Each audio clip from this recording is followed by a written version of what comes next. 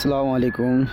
এমন একটা দেশের ভাই, এদেশে অ্যাক্সিডেন্ট হয়ে মানুষ মরে গেলেও কেউ কারোর পাশে যেয়ে ধরার মতো কোনো অনুমতি নাই।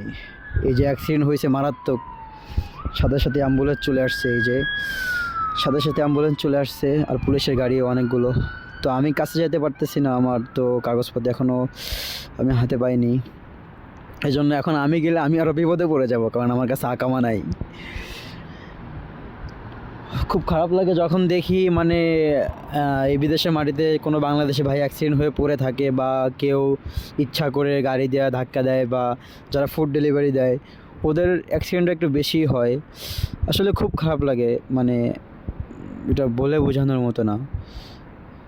অ্যাক্সিডেন্ট হয়েছে, খুব বাজে অবস্থা, অ্যাম্বুলেন্স চলে আসছে, আল্লাহ মাফ করুক। তো এখানে আমার থাকাটা ঠিক হবে না, যেহেতু আমার আকামা নাই। আমি জায়গা, আল্লাহ হাফেজ।